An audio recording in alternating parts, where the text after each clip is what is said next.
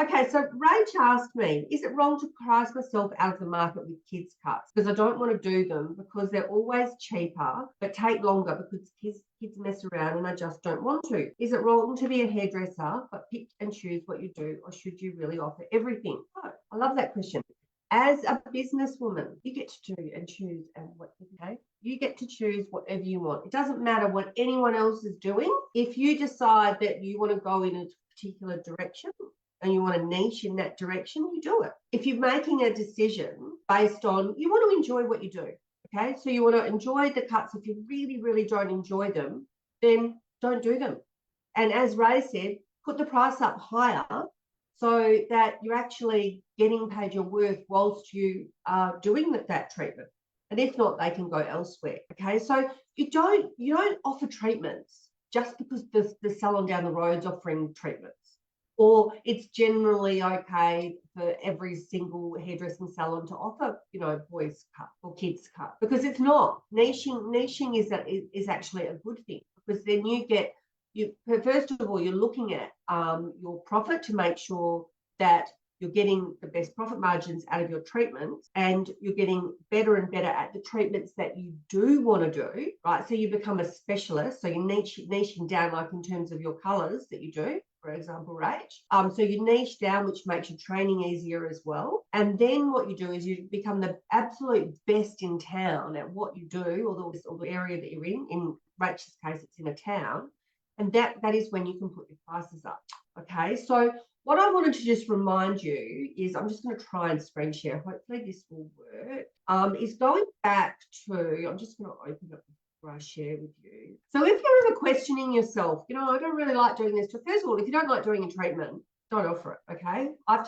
We used to do spray tans, for example. Spray tans, we paid reasonable amount of money off our spray tans, but when I factored in the mess and the time it took to actually clean the room, but clean everything else around the room, because it just tended to get everywhere, I thought, Lord, I'm not doing this. Were our clients disappointed? Yes. Did I send them to somebody else? Yes, I sent them to somebody else. And then what that allowed us to do was to concentrate on our brows and lashes and become more masterful at doing that. We didn't have to worry about that additional treatment. So what you would do as well along with this, and I know that you do this, Rach, is go into the profit calculator as well and make sure that when you're saying, the kids are mucking around and it's taking lots of time, make sure that you're looking in your profit calculator.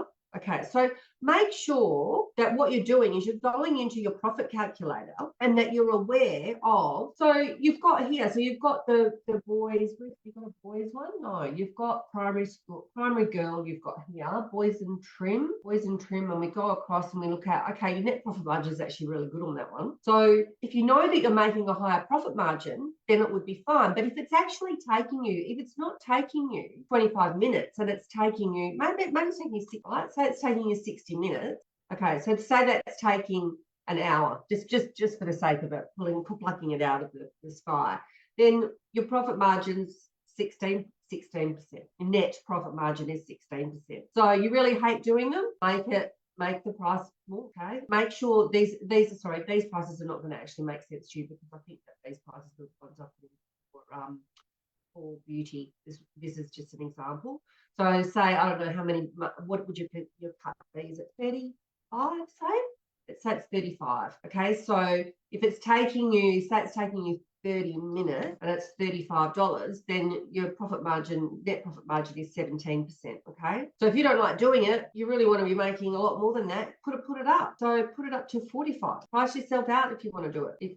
And then go up to 20, well, not even 25. I'd want to go higher than that, to be honest, if you really don't like doing a treatment. How long is it taking you to do, Rach? So let me know. Let me know when you watch the replay, because I don't think you're on live. I can't see. So does that make sense? It's absolutely up to you to make a decision, and make a decision not based on emotion. I mean, if you don't like doing it, of course, that's kind of emotional, you don't enjoy doing it. But if you're making a big profit margin out of it, and how many of the treatments are you doing, then you might want to make sure that you're training Sarah up so that she can do them instead of you. So if you're doing 15 boys' haircuts a week, how much is that how much will you lose? Okay, I don't think in actual fact you'll lose much. In discussions that we've had in the past, we've never really talked about the boys or the kids' cuts being one of your biggest or most popular treatments. You can very easily take that off your treatment menu, or train Sarah up to do it. Morning, Ray. How are you? Oh, Renee, you're doing well. The business is doing great. Excellent. Tell us why. I want to know why. So